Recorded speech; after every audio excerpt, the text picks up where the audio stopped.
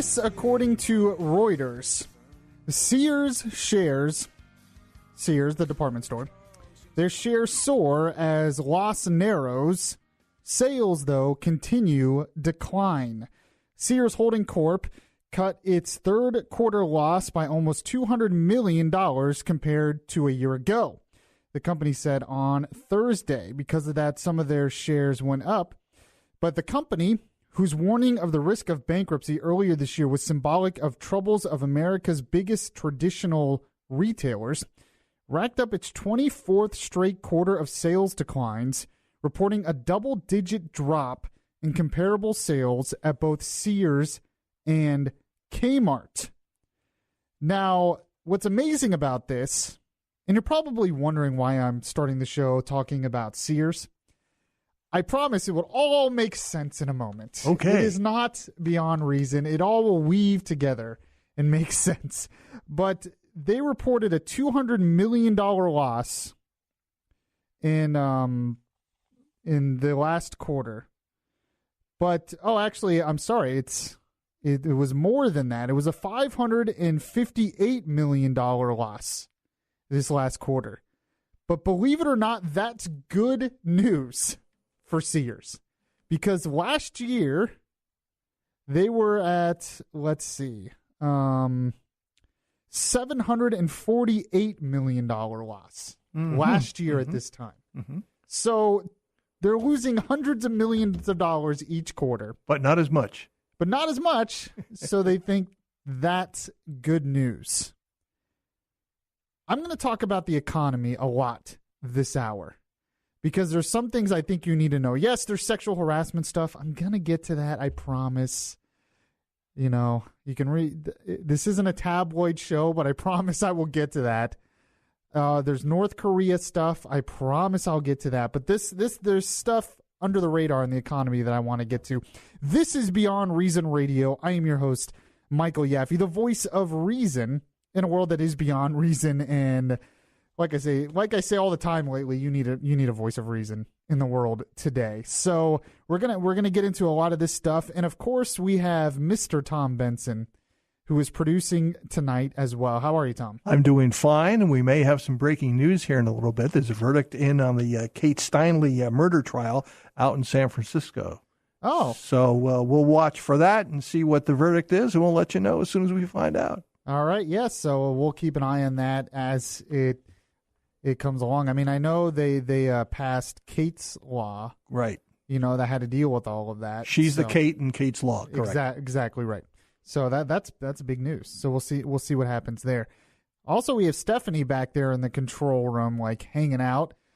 She might join us for some of the show, or she might leave and go to bed, which I would not. I wouldn't blame her because we both have to be here tomorrow pretty early. So there she call screens for the morning show here on WFLA. We are on until 9 p.m. tonight. We're earlier tonight.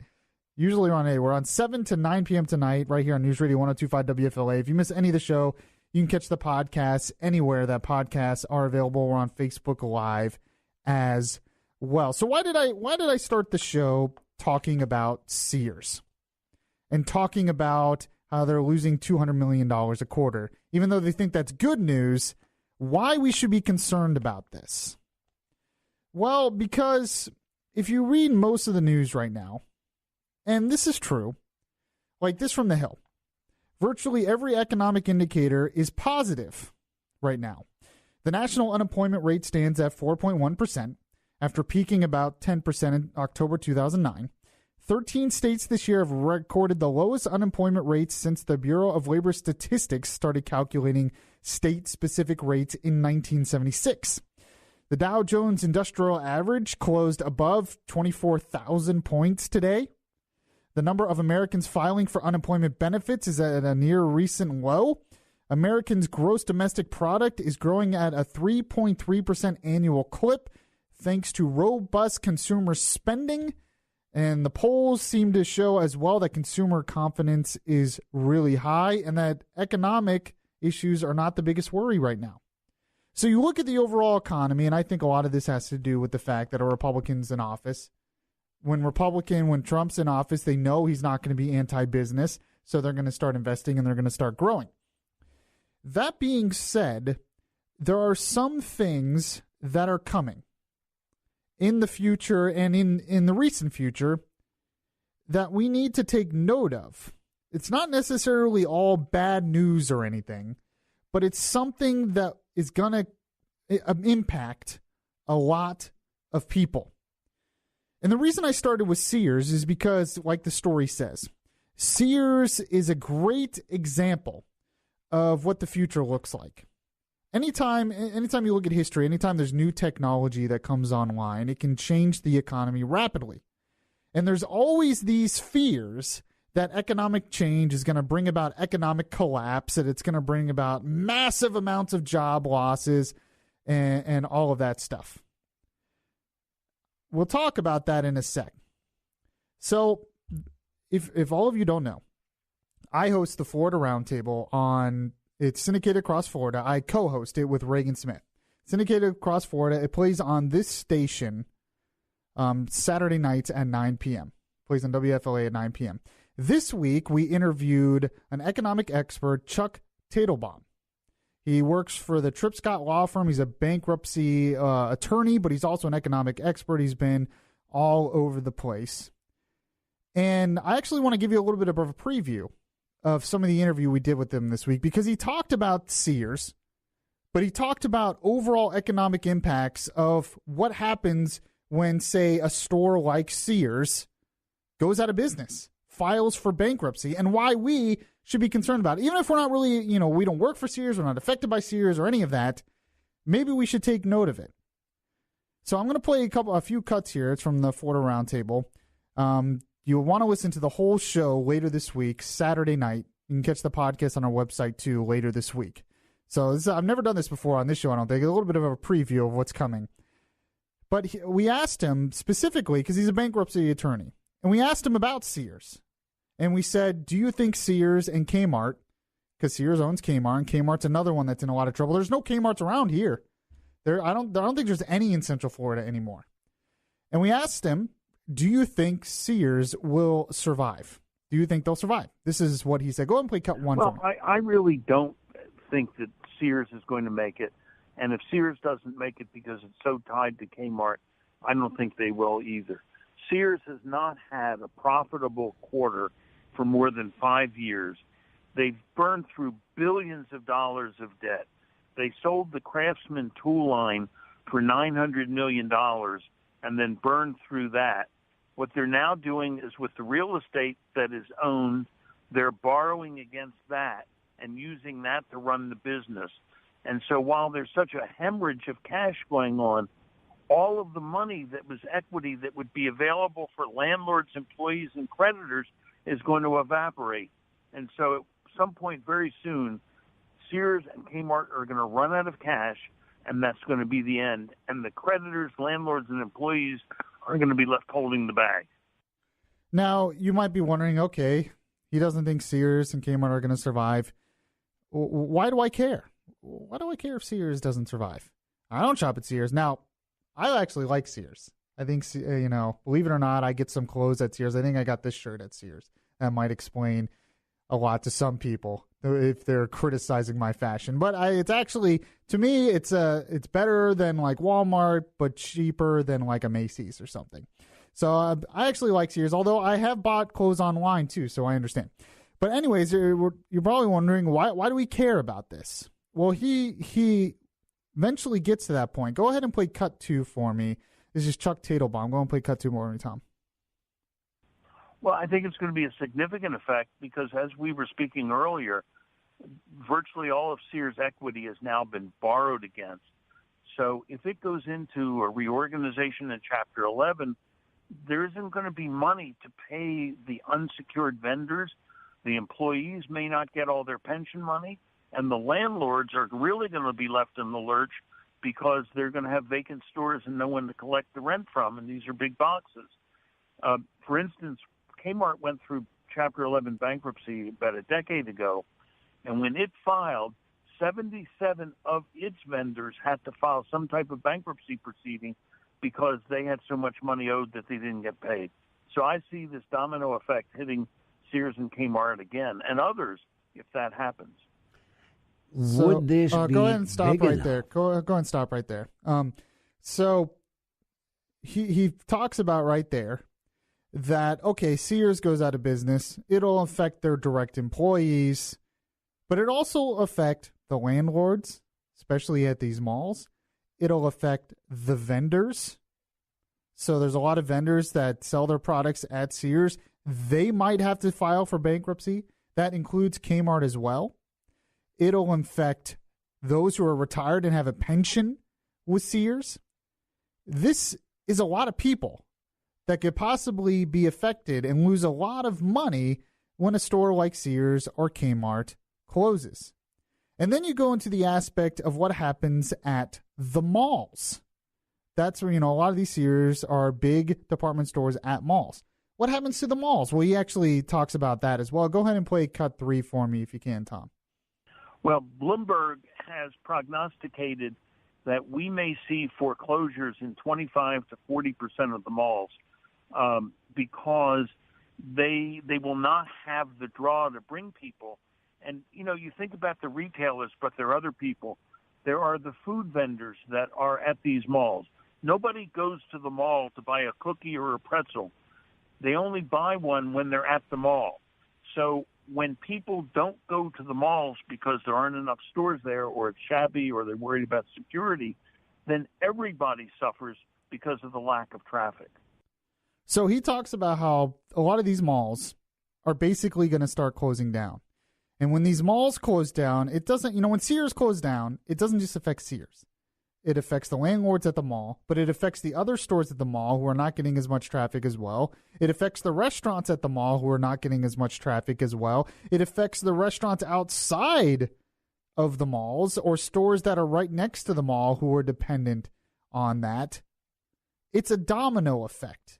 And there are a lot of people that have a big tendency to lose jobs in a situation like this.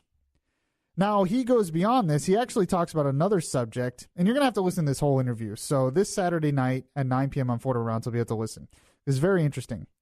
But he also talks about how another segment of the economy that's going to be affected really soon is the car industry.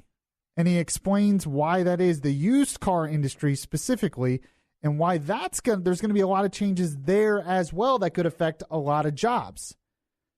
And this is what he said there. Go and play cut 4.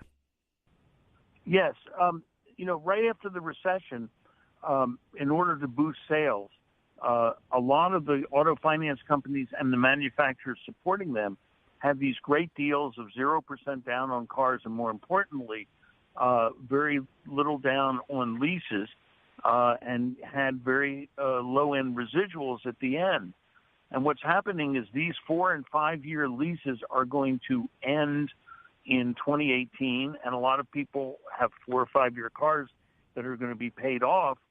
And the prognostication is there is going to be a flooding of these vehicles onto used car dealers, and it's going to affect the dealers, it's going to affect the finance companies. And where we're already seeing it is in the daily car rental companies. At the end of in the last recession, you had a number of the car rental companies go into bankruptcy proceedings and reorganize. And we could see a real hardship again for them because they have to turn in these cars and get new cars. And if they don't get enough to pay off the car, then they have to pay for each one. And when you have 100,000 or 200,000 cars, and you lose $1,000 a car, that is really significant cash flow. So he talks about right there that we're getting at the point where a lot of people who bought cars for 4 or 6 years, or leased cars for some amount of time, we're getting to the point where they're going to start turning in those cars and buying new cars. You're going to have a flood of cars added to the used car market because of that. So that means used car prices are going to go down. And that affects the rentals, that affects the dealerships, that affects all of these different things. And that could be interesting for the future of the economy. Now, despite all of that, and this is why I'm bringing this up, Despite all of that, even Chuck believes that we are probably not going to go into another recession. That things might slow down a little bit, but we are not going to go into another recession because of these things. And we are not going to go into a recession like we did in 2008. So it's not necessarily all bad news. But I started thinking about this week, and I'm like, why? Why wouldn't that cause a recession? Because our economy, this is why, to me anyway, it is important to have a free economy without too much government intervention, without too many regulations, an economy that is adaptable to changes. Because you look at some of these socialist countries like Venezuela, they'll do well, like, say, when oil prices are high. But as soon as oil prices crashed, their economy could not adapt. They were their socialist programs were completely dependent on those oil prices. And without that, their economy collapsed. We have to continue to have an adaptable economy to be able to get through this technological changes, to be able to get through these economic changes, because we will prosper much more in the long run because of that. I believe that. Now, I want to expand on this point a little more, because there's some other reports about how technology is going to change the future and what we should do about it, but maybe why we should not be as scared as we are. But the big picture of all of this is why it's important to have a free market economy. This is why it's important to have an adaptable economy that can adapt to the future. Because I guarantee you, if more of these retailers and a lot of these people lose jobs, more of these retailers start to go out of business, a lot of these people start to lose jobs at these places, you are going to have people calling for massive government intervention in some way to help these people. And that's the wrong answer. 407-916-5400.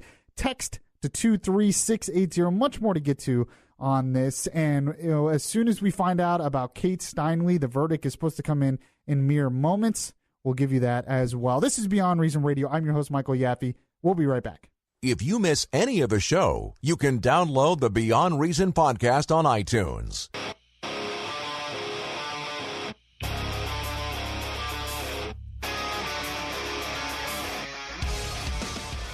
Your safe space for conservative thought, not for political correctness. Yaffee is back right now. Oh, Tom Benson, wait until we get to the end of this hour, because I'm going to do a segment on things so beyond reason you just can't make them up. Uh-huh. And today's is a good one. Am I going to blow my top? No, it's not one that'll make you angry. Oh, okay. It's nothing like that. It's just unbelievable. It's beyond reason. Yes, it's very interesting. It kind of has to do with what we're talking about. Okay. We're talking about the future of the economy. And, when we talk about Sears or Kmart or stores like that are failing or malls that are failing, it has to do with technology, because people are buying more stuff online. They're getting it through Amazon. It's easier to have it delivered to you. And Walmart has been really good at keeping up with online stuff, so they're doing well. But if a lot of the other stores, they can't compete with that. So that's why they are having trouble. And so anytime new technology is coming along, I mean, you go back to the Industrial Revolution where people were leaving the farms, they were going to the factories. That created a lot of economic instability. Then you go, even just to like the 80s when personal computers, computer technology came along. A lot of people thought people were going to lose all these kinds of jobs because of computers. And now you have robotics. Exactly right. And I have a story here that says that very thing. This is from Bloomberg.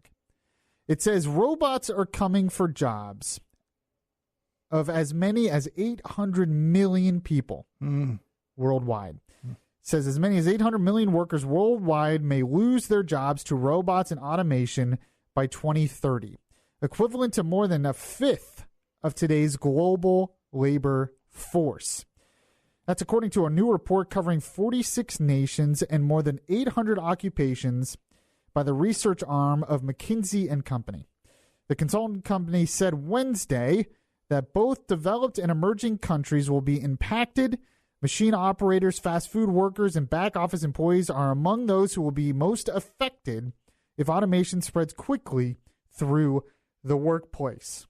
So there is a lot of fear out there. There's a lot of uncertainty about the future. Now, that's because this isn't the first time that's happened, though. There was a lot of these same things that were going on in the 80s where you would read stories just like this about how computers are going to take all these jobs. But why did we survive? Why did we prosper? Why did we do well and even do better? Because in a free economy, in an adaptable economy, you are able to do that.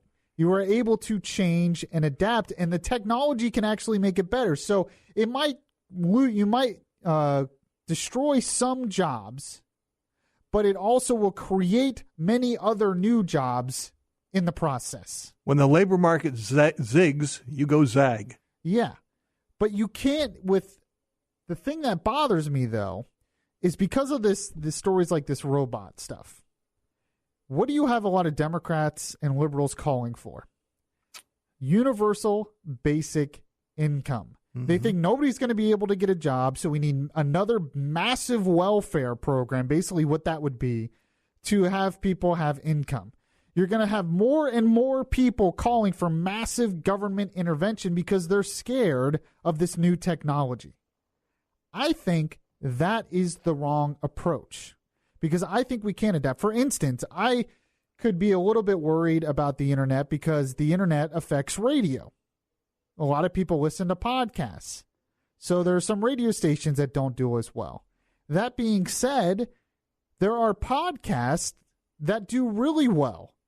And many of those podcasts, they're not just one person, but they have producers and they have other people that work for them. So they've created all these other jobs that maybe they couldn't have created in the traditional radio format. It's the same with newspapers. Newspapers aren't doing as well, but you have a lot of internet newspapers that are able to create tons of jobs because they're adaptable in a free market economy. And this is why, I don't like things like net neutrality. This is why I don't like things like universal basic income. This is why I don't like things like all these massive government regulations, because they do the opposite of that. They hinder the growth. We can't be so afraid of new technology that it hinders economic growth because it's coming. And Tom Benson, during the break, you were talking about that there was a mall near you. Back home, back in Pennsylvania. Right. There's one mall in this town of 100,000 people. They've lost 3 anchor stores this year. They've lost Macy's. They're about to lose Sears, and there's another anchor that I can't think of. So there's 3 anchors gone from this mall. How do you replace that? Yeah. And see, that a lot of people would think you can't. But there actually are some ways that you can if we allow the market to work. For instance, a lot of malls are doing what they're putting things like bowling alleys, escape rooms, churches, mini golf, churches, gyms. All these stuff can be used to adapt and maybe even grow and better the mall and grow and better the economy. But you have to let the market work for that to work, for that to happen. So when I hear all this stuff that we need all this massive government intervention because of all these changes, I don't necessarily buy it. Now, does that mean it's going to be, just roses and lollipops as we go through the changes? Not necessarily. Some people are going to be hurt by it. But that's the nature of free market capitalism. But we have to let that work. Otherwise, I think it has more negative effects than positive effects. We're still waiting for the verdict on the Kate Steinle murder. We were told originally that it would be coming down in about 30 minutes, and that was 45 minutes ago. Yeah, it's usually how this stuff works. So Tom Benson is keeping a vigil. I don't know a vigil, but he's keeping tabs in the control room, and he's going to give us the verdict. We'll try and catch it as it comes down. Yeah, as it comes down. So if that comes down, we'll do that after the break. There's an example of something else dealing with the economy where, guess what? The left thinks the solution is massive government intervention.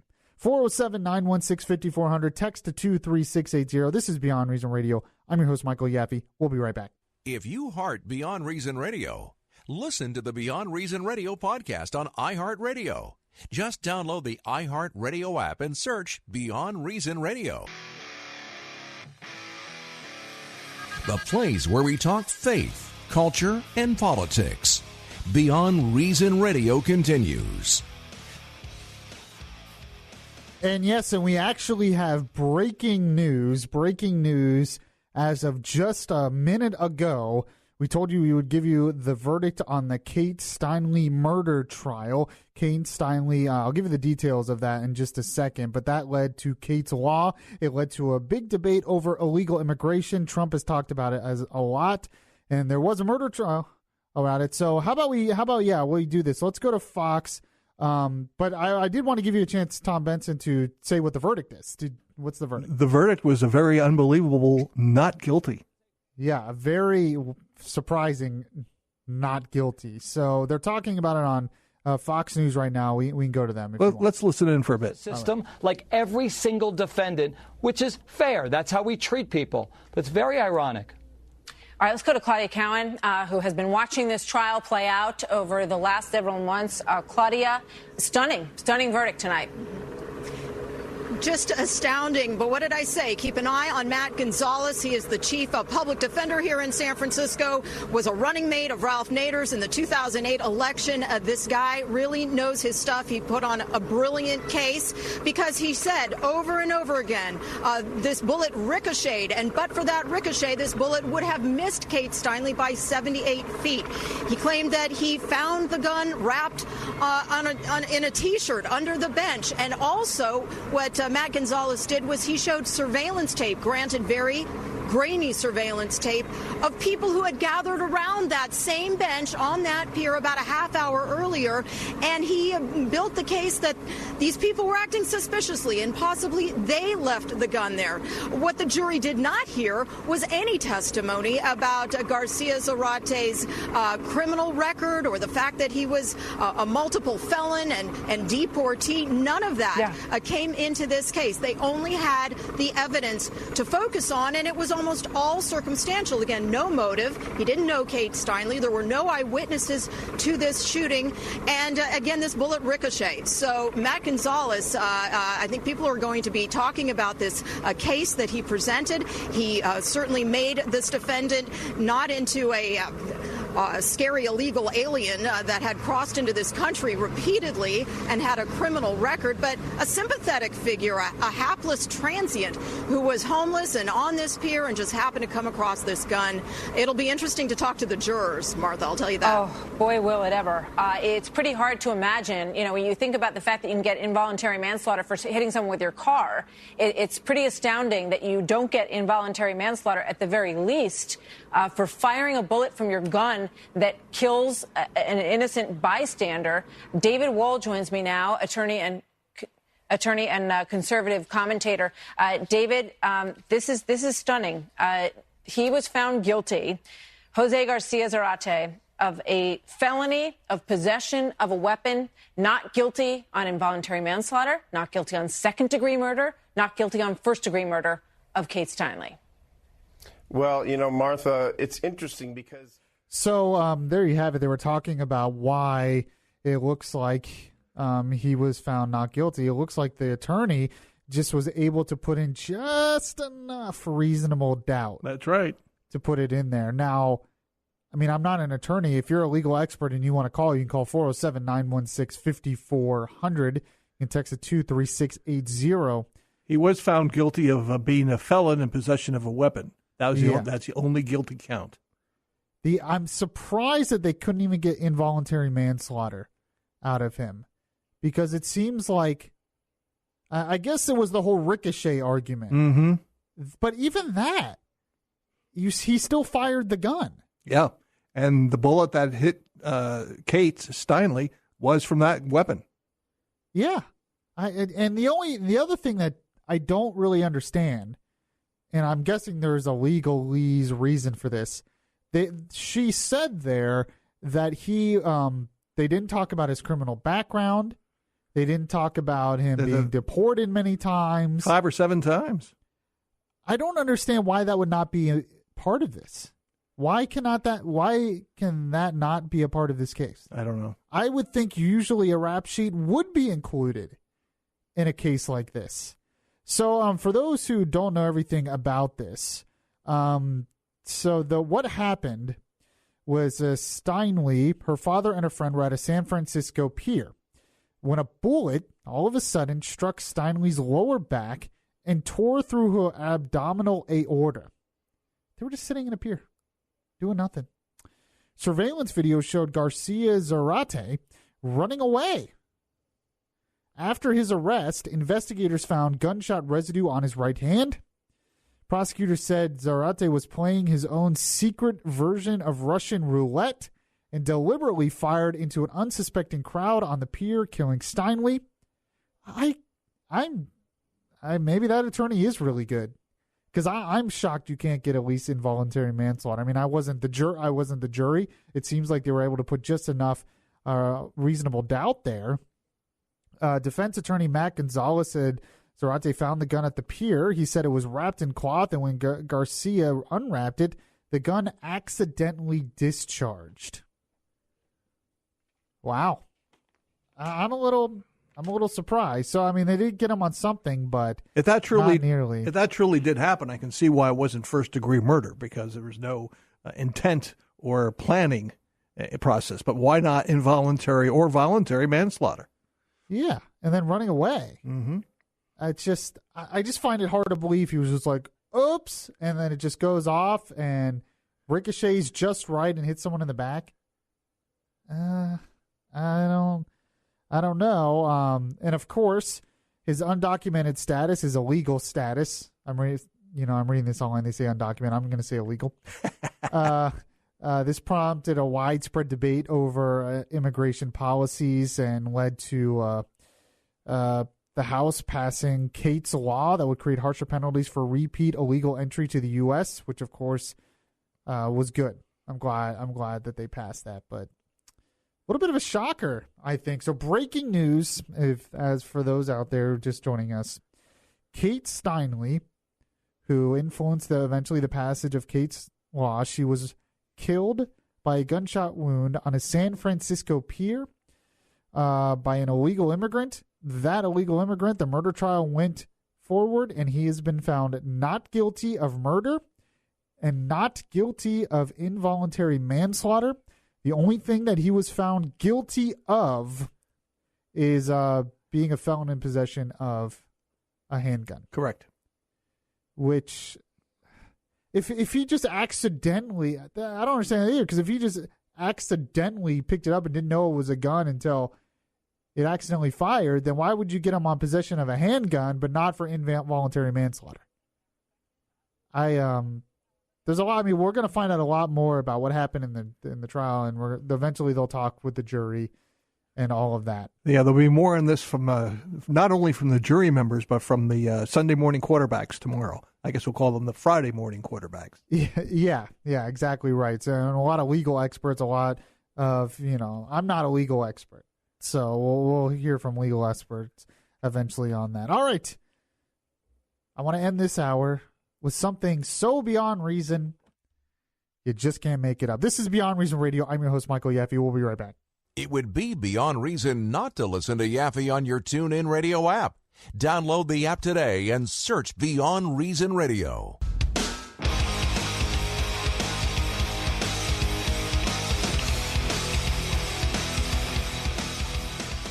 Your voice of truth in a world of fake news. Beyond Reason Radio continues right now. Yes, welcome back to the show, everyone. This is Orlando Smart Talk Radio, your voice of reason, your voice of truth in a world that is beyond reason. Beyond Reason Radio. I'm your host, Michael Yaffee, and we have Mr. Tom Benson, who is producing as well. If you missed the last segment, there was breaking news that Kate Steinle, her murder trial was underway, and the suspected murderer was found not guilty. That suspected murderer was an illegal immigrant, deported several times, came back, led to the passage of Kate's Law, which is supposed to crack down on that. Pretty surprising. Found not guilty of murder, found not guilty of involuntary manslaughter. So if there's any more details on that, we'll get to that later in the show. So I had to do a story here of something that is very, very beyond reason. Mm-hmm. Something that I can't even believe that I'm talking about. Although, I have been warning about this. In other words, for a while. It belongs in Ripley's Believe It or Not column? It kind of does. So, have you heard of Sophia the robot, Tom Benson? I do not think so. Sophia the robot's been around for a little while. She got attention. Now, she was created by Hanson Robotics, which is led by AI developer David Hanson. She got attention, I think it was a year or two ago, where she was in an interview and they asked her, will you destroy all humans? And she goes, okay, I'll destroy all humans. All right.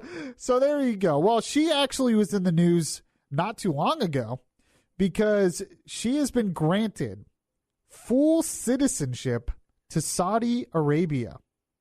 She is the first ever robot who has been granted full citizenship to a country. And Saudi Arabia has given her full citizenship. I want her to pay taxes. Yeah, that's true. There'll be a whole nother constituency, the robot constituency.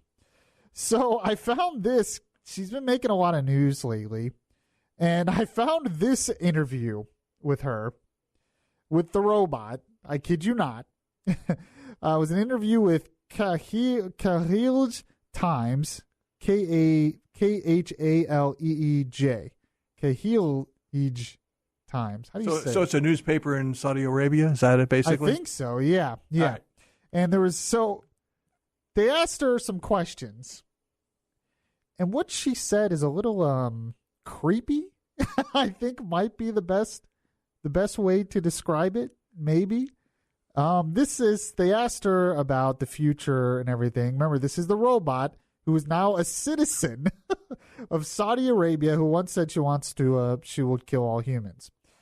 I've been warning about this for a while, Tom Benson. I think Sophia, if you're listening, I know she's probably a big fan of Beyond Reason Radio. Oh, of course. If you have this plan eventually for robots to take over and you need some human help, you can use me. I'm just going to give in, because it's over. It's over at that point. Okay, I'm just kidding. But so they asked her a question, this robot, and this is what she said. Go and play cut one for me. I'd like to think I would be a famous robot, having paved the way to a more harmonious future between robots and humans. Do you see yourself interacting with humans more commonly in the future? I foresee massive, unimaginable change in the future. Either creativity will reign, with soul-freight inventing machines spiraling into transcendental superintelligence, or civilization collapses, annihilating itself. There are only two options, and which one will happen is not determined. What's the future you are striving for? So it's a little hard to hear, but this is what she said. She said she was asked about, what do you see the future looking like? And the robot, yes, I'm having this conversation on the air, on the radio right now. I swear. This is for real. And she's Saudi Arabia, and she speaks English, How ironic. Yeah. I don't know if she knows Arabic. She said this: I foresee massive and unimaginable change in the future. Either creativity will reign on us, inventing machines spiraling into transcendental superintelligence, or civilization collapses. There are only two options, and which one will happen is not determined. Which one were you striving for? So, the robot was talking about civilization collapsing. This is the same robot who once said that she would kill all humans. So she's not in for small talk at all. I guess not. She goes right for the jugular. Goodbye. So believe it or not, later on, this robot was on The Tonight Show with Jimmy Fallon. Oh, boy. Listen to this exchange that this robot, I swear this is a real story, this robot had with Jimmy Fallon. Here it is. Gosh, dude, ew. I'm getting laughs. Yeah. Maybe I should host the show. Okay, all right. Stay in your lane, girl. Now. Jimmy. Uh-huh. Would you like to play a game of rock, paper, scissors, robot style? Sure. Okay, let's get this game going. Show me your hand to start. Rock, paper, scissors, shoot.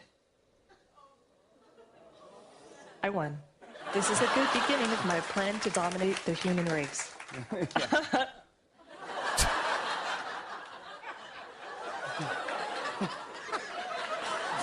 go. Just kidding. Yeah. So the robot first says, I should host the show. This is very concerning to me, Tom Benson, as a radio host. Uh-huh. I didn't think, that we talked earlier in the hour about robots possibly taking jobs. I didn't think they were going to start taking radio host jobs anytime soon. Why not? But Sophia seems to want my job. Yeah. So that's a little concerning. And then they play a game of rock, paper, scissors. The robot won, of course. Mm-hmm. So, of course, the robot won. And then said, this is part of my plan to dominate human civilization. And then went, ha-ha, 2 laughs. And then said, just kidding. I don't know about that.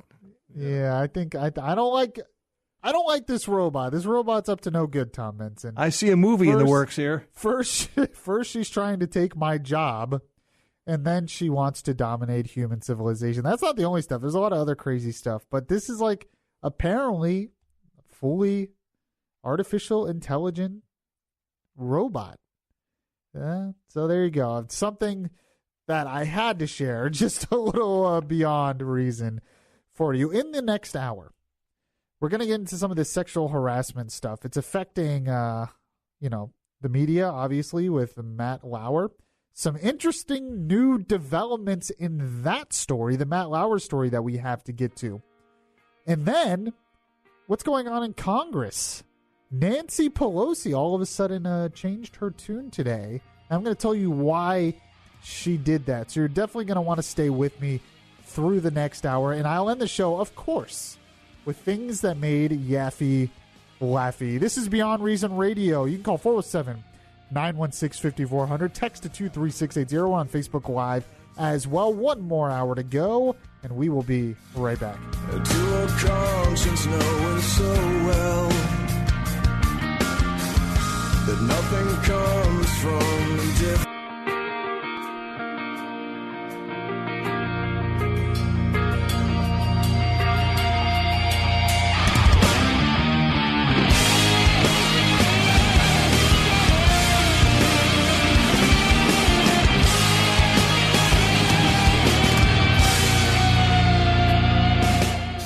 This, according to Variety magazine.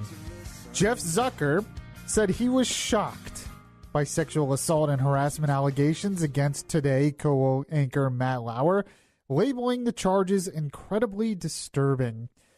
Says, I've known Matt for 25 years and I didn't know this Matt, Zucker said at Business Insider's Ignition conference on Thursday, adding, it's incredibly, incredibly heartbreaking. Zucker was executive producer of Today between 1992 and 2000 when he was promoted to president of NBC Entertainment. He was eventually elevated to president and CEO of NBC Universal. Lauer anchored Today for 2 decades, emerging as perhaps the most recognizable figure in morning news. And of course, as you all know, NBC fired Lauer this week after receiving a complaint from a female colleague accusing Lauer of inappropriate sexual behavior while covering the 2014 Sochi Olympics. Zucker says there was never a complaint about Matt. There was never a suggestion of that kind of deviant or predatory behavior. There was never even a whisper of it. Really? Really? I find that so hard to believe. And we're going to find out why in just a sec. This is Beyond Reason Radio. I'm your host, Michael Yaffee, the voice of reason in a world that is definitely beyond reason, especially when you're talking about these kind of stories. We are on till 9 p.m. tonight here on News Radio 102.5 WFLA. We've been on since 7. If you missed any of the first hour, you can catch the podcast after the show anywhere that podcasts are available. iTunes, Spreaker, the Beyond Reason Radio app, or go to beyondreasonradio.com. You can also like the Beyond Reason Radio Facebook page. So, producer says Tom Benson. By the way, we have Mr. Tom Benson producing. How do? So what do you think? I think there was whispers in the hallway.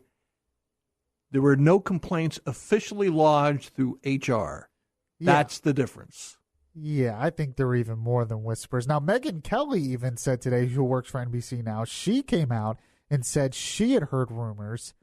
Bud said, who does the morning show, so he said there's been rumors going around about him for years. Not Bud, Matt Lauer. Oh, okay. I was confused.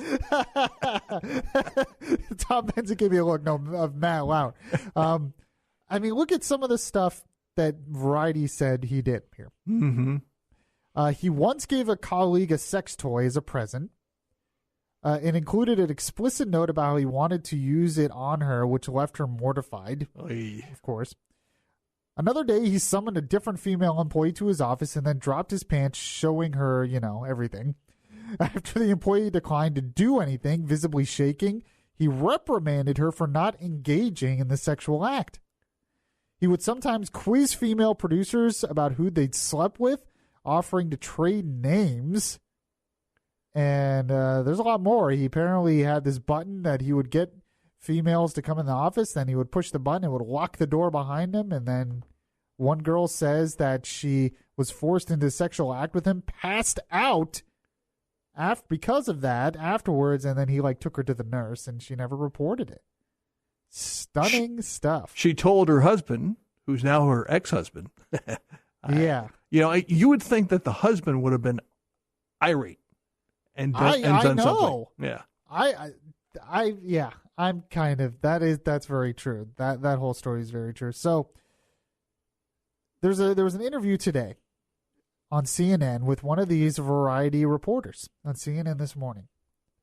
And this goes to the whole line of, did anyone else there know about it? Mm-hmm.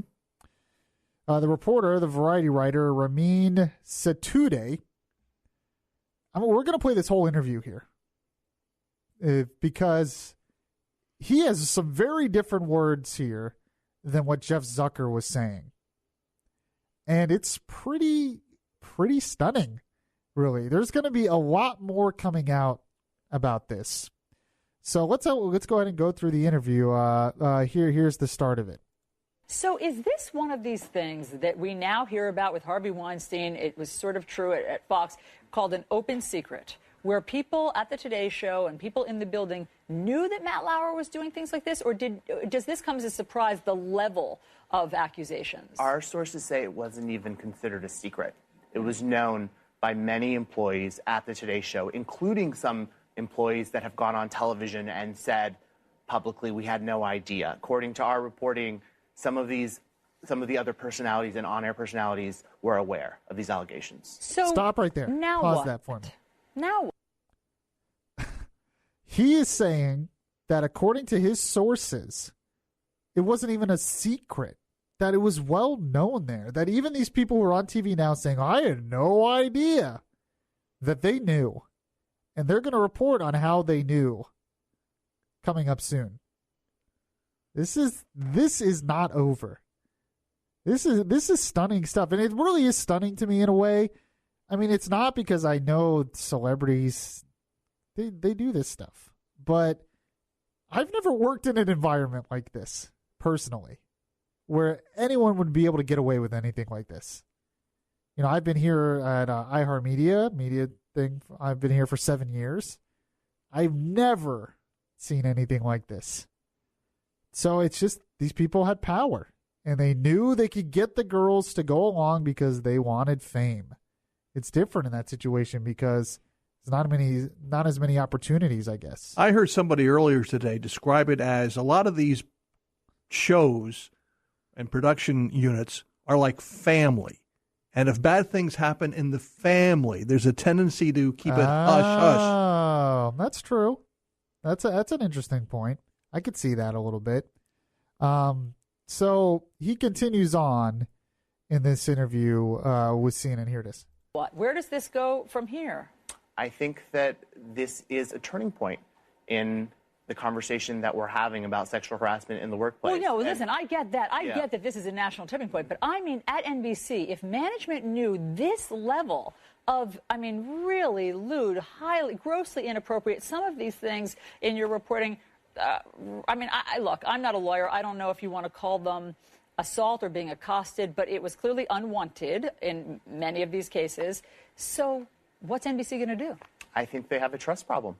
How can they go forward and say we're cracking down on sexual harassment if people who work there knew that there was knowledge of this situation and of this behavior?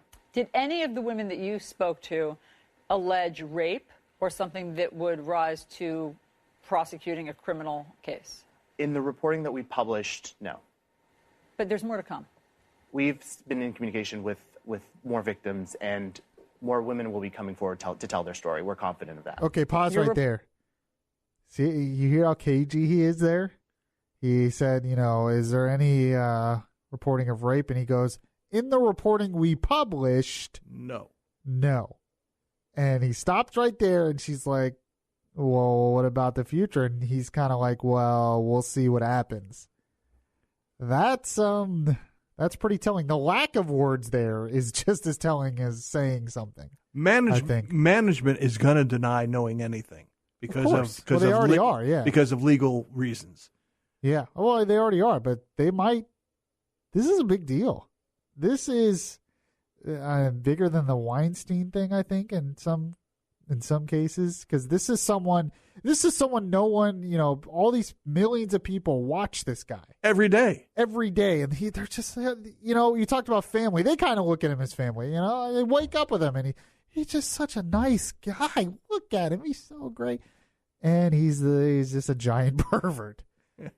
And now it seems like a lot of people knew about it. All right, you go ahead. I was just going to say there's a huge amount of CYA going on in NBC right now.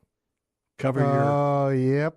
Yeah. Yeah, there's no doubt about that. So the interview continues on here. Reporting continues. Yes, it does.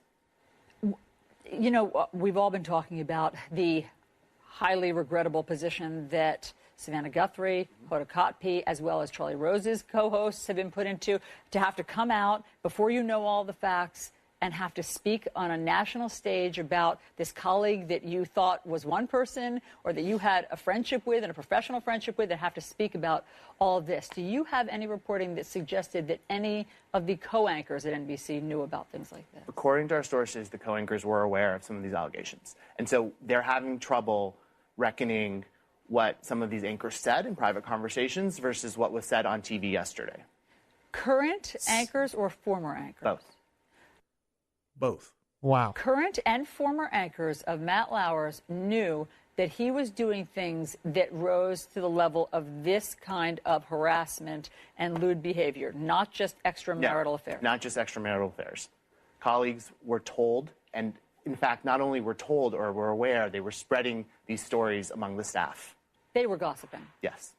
Huh. I mean, this is believable to me. The women that you've talked to now feel, what, betrayed? The women that we're talked to feel, I think, hopeful that this action was taken so quickly, but there are questions about what happens going forward, and there's a lack of trust in the current management and the current environment, given that this was allowed to go on for so long. No kidding. Yeah. I mean, no kidding. If these women did go to look I think it's your reporting. I get sometimes the Times and your stories. They both crossed yesterday, confused. But they told people they told their husband, they told friends at the Times. But if they told people in management and colleagues, of course, there's a lack of trust. I mean, this is going to be bigger, it seems like, at NBC than just Matt Lauer. This isn't the end of the story, no. We believe that there will be more women coming forward, and we believe there will be more evidence about who knew what when that will come out in the reporting in the days to come. Ramin Satuta from Variety, thank you for sharing your reporting with us. Wow. So, I mean, let's just recap everything that we're finding out. There's going to be a lot of cleaning out of the swamp at 30 Rock. There's no doubt. I mean, he is saying there that most likely these co-anchors, the ones that were so shocked when the news came down, they may not know each horrid detail, but they probably knew some of the details. They knew, that there was gossip going on, and they knew this kind of behavior was going on. Now, Matt Lauer recently went through a divorce, I guess, where they were separated, and his wife was saying that he was doing some pretty bad stuff at the time, and was kind of pushed under the rug a little bit. Well, they probably attributed that to the scorned wife getting equal, getting back at him. Yeah, well, now we see why she was scorned. Yes, now we know.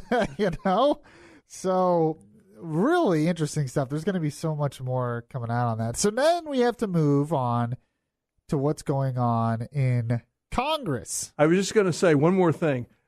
I just got the picture in my mind of Sergeant Schultz from Hogan's Heroes walking around saying, I know nothing. And those are the suits at NBC right now. A bunch of Schultzes there at NBC. Yeah, well, we're kind of getting that vibe in Congress.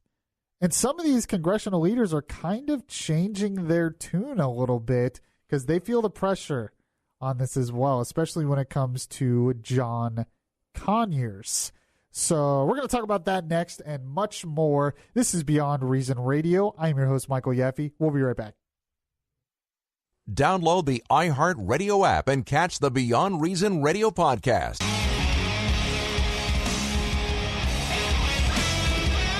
The conscience in your ear telling you the difference between right and wrong. Yaffee is back on the air. So this, according to NBC News, earlier today, Conyers, Representative John Conyers, his political consultant Sam Riddle said that Conyers has been hospitalized due to stress, and he blamed the media assault. The first thing I thought of when I heard that was, what about the stress of the women, of the people who went through what he subjected them to? That's a great point.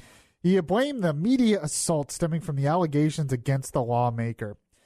Riddle said this: the congressman's health is not what it should be, and a lot of this is directly attributable to this media assault, adding that the reality is the serial accusers have done this before. We're used to it.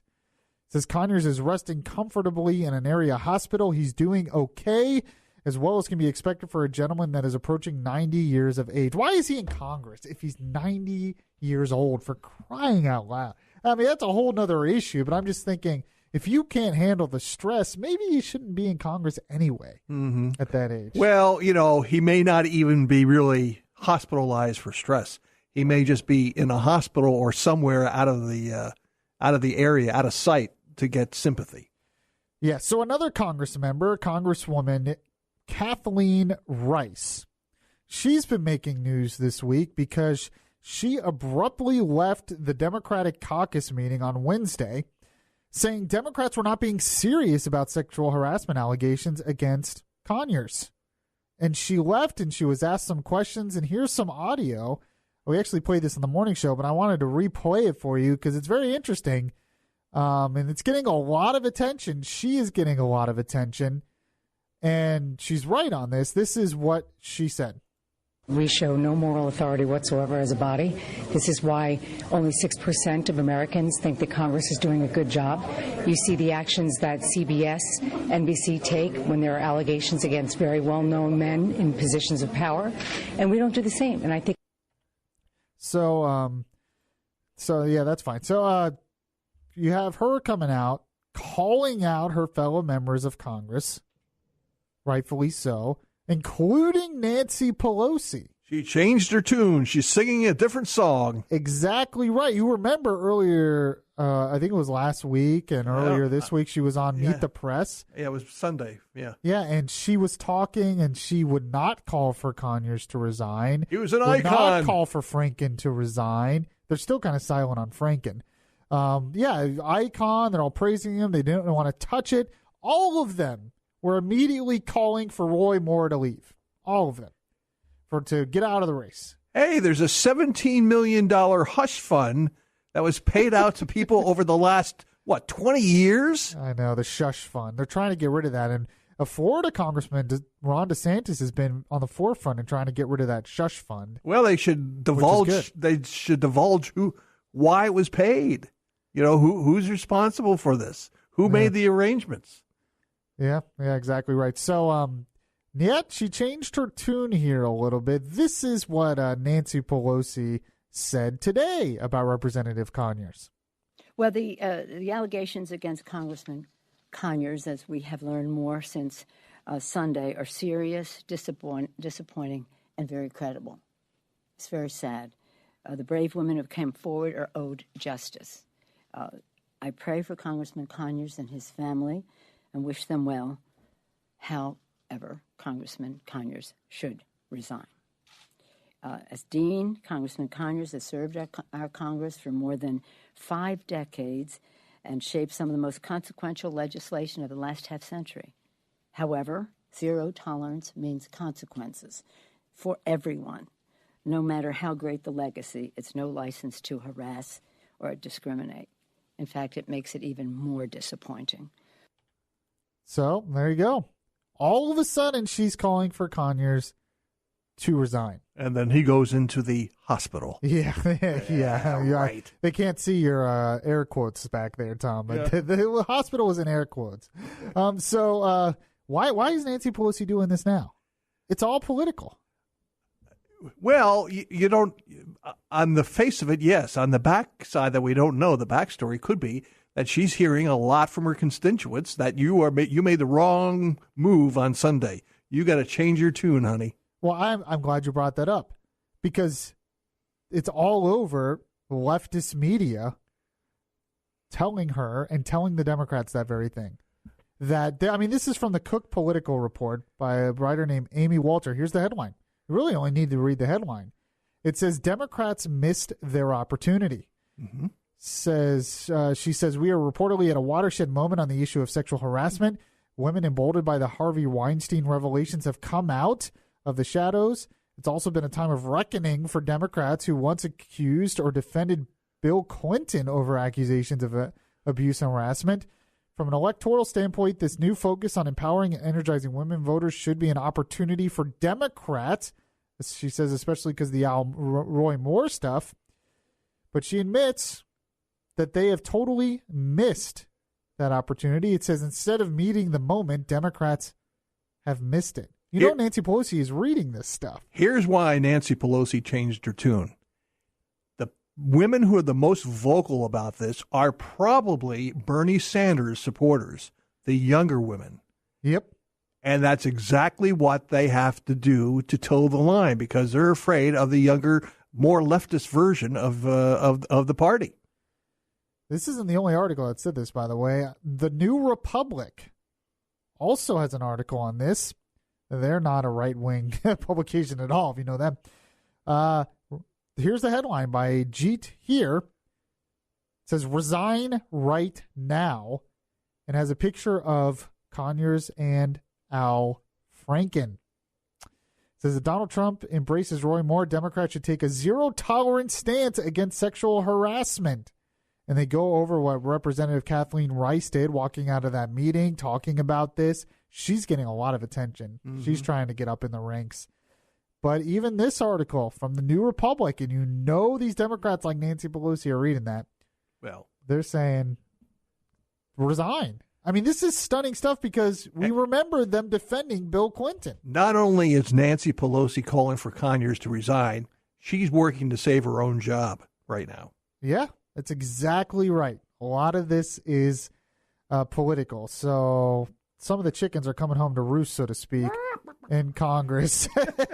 So there you go. Interesting to see what the latest developments on that will be. All right, I want to shift gears here a little bit because we're going to get into North Korea. We all know that North Korea test-fired an ICBM that they say could theoretically reach anywhere in the United States. They don't have the technology to put a nuke on it yet, but they're working on it. This is very troubling. Trump's been talking about it, and I want to get into this a little bit and talk about what we can do about it, if there is anything we can do about it, and what some of the suggestions are and some of the roadblocks to stopping North Korea. So we'll get into that, and I will end the show today with things that made Yaffee Laffee. This is Beyond Reason Radio. I am your host, Michael Yaffee. We'll be right back. If you like Beyond Reason Radio, well, make sure to show it by liking the Facebook page at facebook.com/Beyond Reason Radio.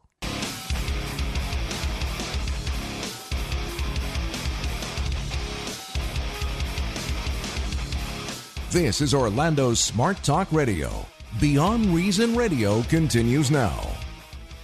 This, according to Fox News, North Korea released dozens of photos today showing the events leading up to its latest intercontinental ballistic missile launch, including pics of despot Kim Jong-un howling in laughter after he ordered his rocket men to fire with courage. The photos, which were released by the regime's daily paper, showed a bigger and more advanced ICBM and a domestically produced mobile launcher. The paper claimed that the Hwasong-15 missile was powerful enough to carry a super heavy nuclear warhead that could strike the whole mainland of the U.S. Analysts quickly examined the photos and deemed them a gold mine for rocket experts. Compared to the Hwasong-14, the one that North Korea tested in July, the new missile appeared significantly bigger in appearance. The domestically made Erector launcher vehicle also gives Kim's regime the ability to avoid begging China or other friendly countries for the technology. So, welcome back to the show. This is Beyond Reason Radio. I'm your host, Michael Yaffee. Got Tom Benson producing as well. So, this has obviously created a lot of news this week because this is very concerning. What does the United States do about this? How do we stop? Because what happens if they all of a sudden have the ability to nuke us at any time? And it only takes, as anyone knows, it only takes one to do a lot of damage.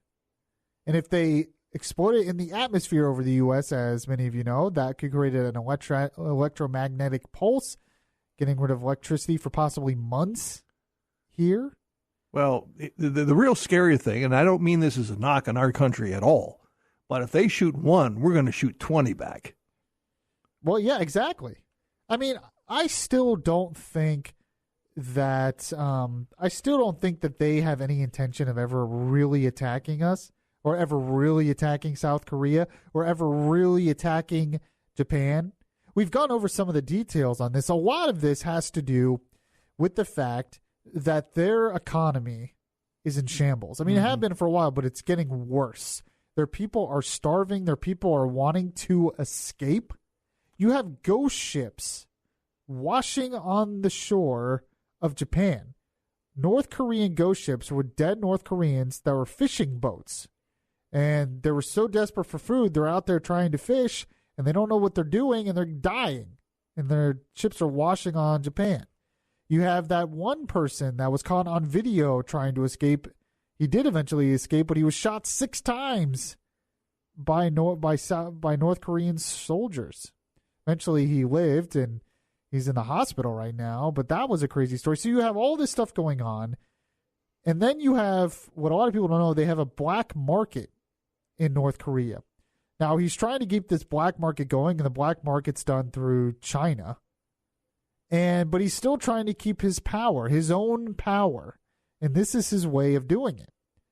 But it creates a lot of problems because he's still kind of a nut job. They're still very unpredictable.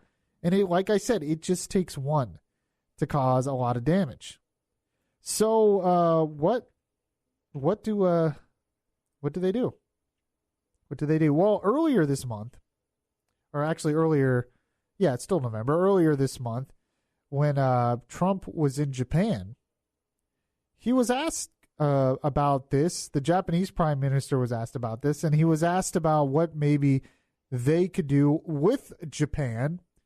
And Trump said something very interesting that I wanted to play for you. This is back in November 5th, I believe. This is what Trump said at that press conference in Japan. I will say, if I could just take a piece of the Prime Minister's answer. He will shoot them out of the sky when he completes the purchase of lots of additional military equipment from the United States. He will easily shoot them out of the sky, just like we shot something out of the sky the other day in Saudi Arabia, as you saw. And that was a very rapidly moving missile shot out of the sky. That was a needle in the sky, and it was hit immediately and exploded without damage. So Trump all of a sudden says, well, if North Korea starts launching more missiles, and this was back in November before they launched his latest one, he said, well, we're giving Japan the technology to shoot them out of the sky. Is that really a possibility, though? I've been saying for a while that one of the things the United States needs to do, I really believe this, and I think they should do this, and they are doing it to a certain extent, but they need to ramp it up a lot more, is they need to work on missile defense. We need to work on missile defense. We have to.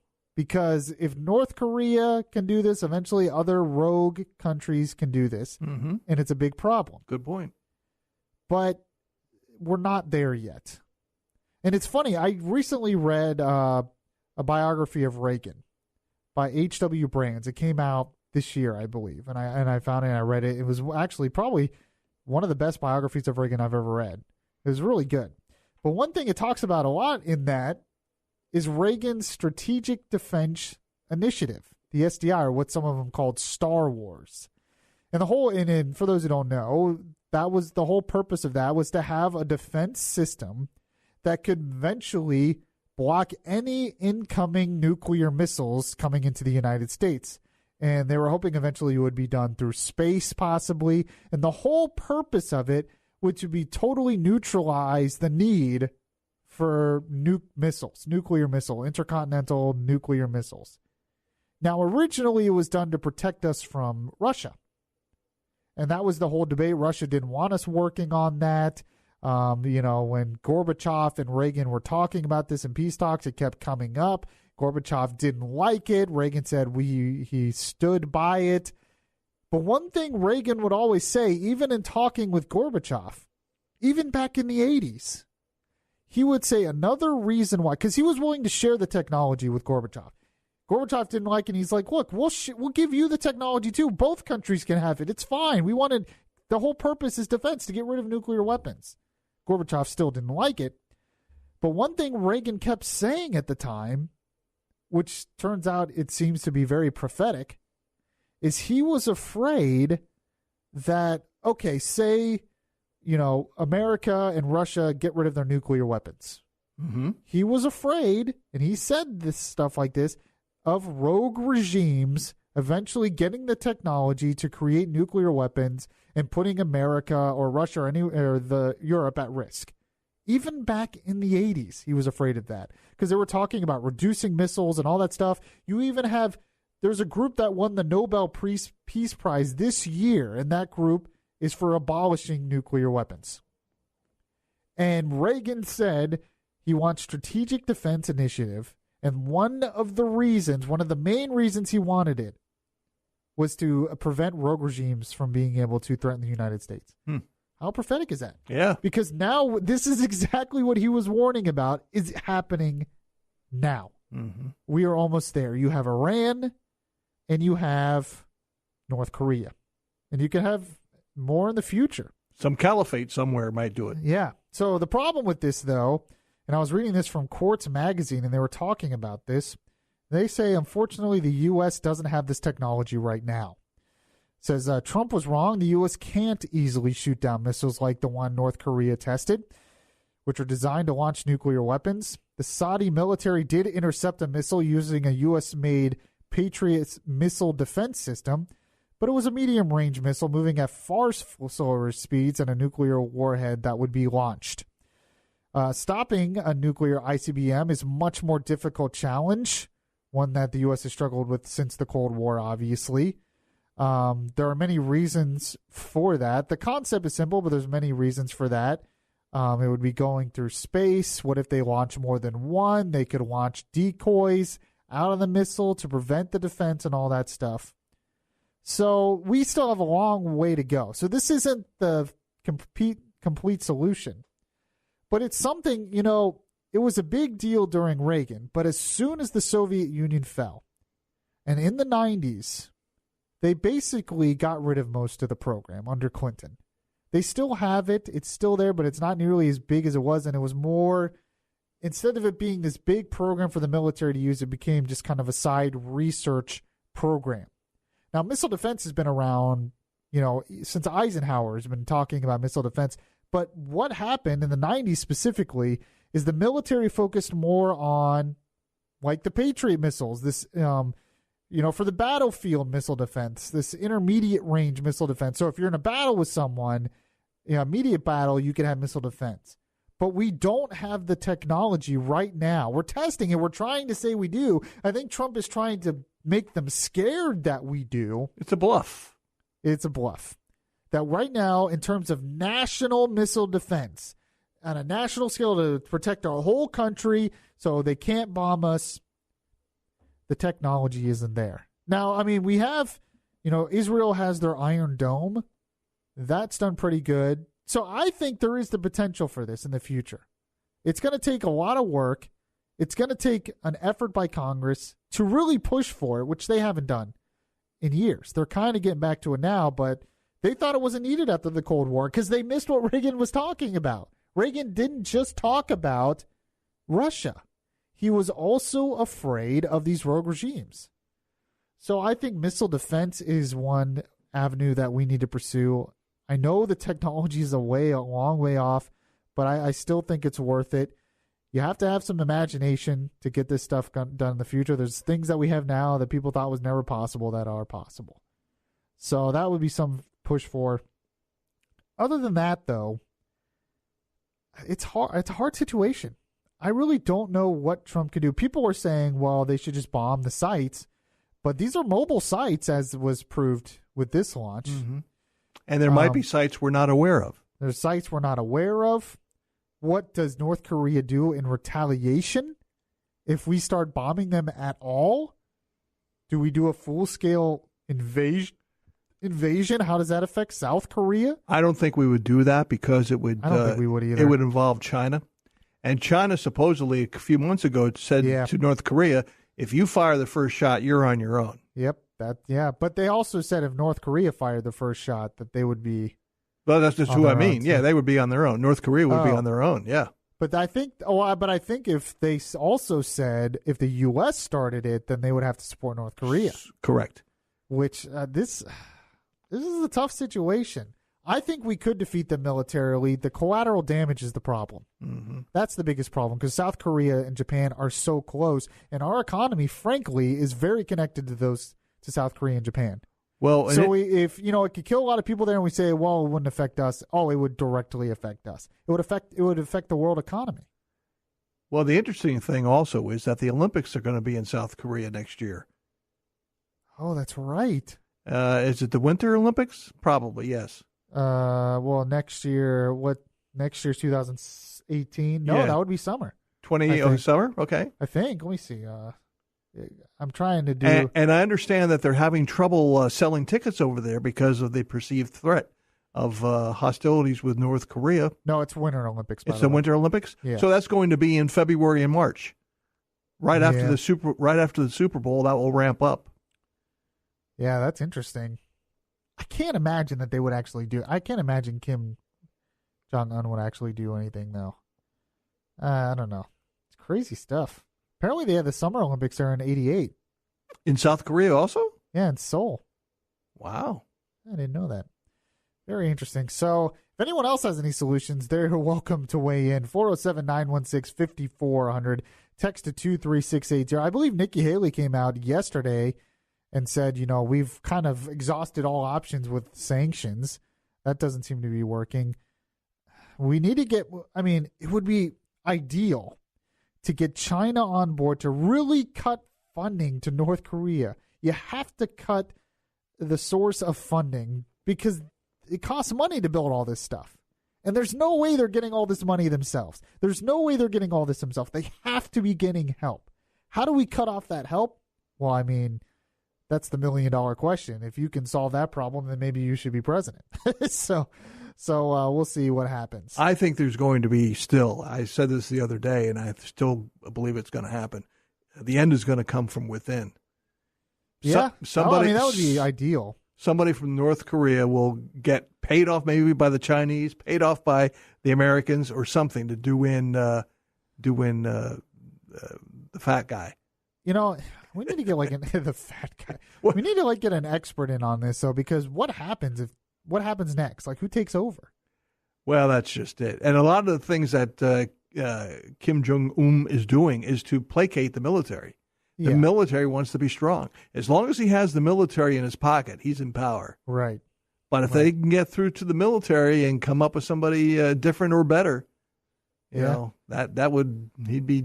I mean, that's what helped us with the Soviet Union. Sure, Gorbachev absolutely. came in, and he came on with perestroika and a lot of reforms, and he was willing to talk with Reagan, and he was willing to change, and eventually led to their collapse. I don't think the collapse would have happened like it did without that. So, very interesting stuff. 407-916-5400, text to 23680. It's almost that time.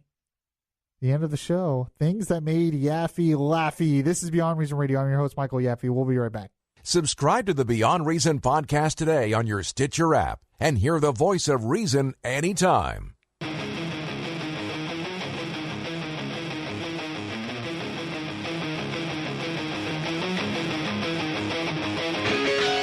The voice of reason in a world that is beyond reason is back now.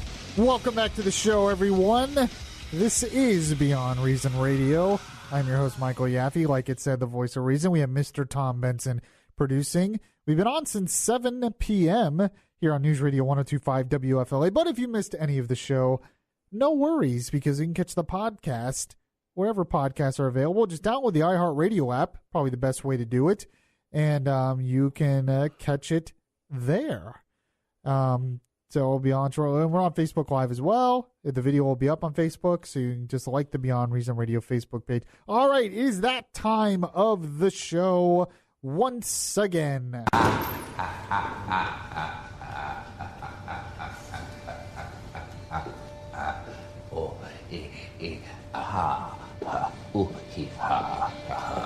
Yes, it is time for things that made Yaffee Laffee, everyone's favorite part of the show.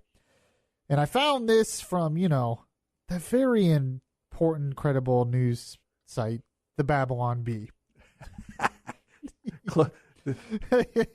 Here's the headline. Go ahead, yes. The Internet's answer to the National Enquirer. I don't know if it's that. Okay, here it is.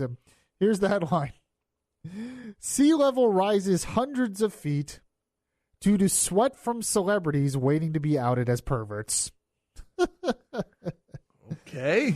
Stunned meteorologists.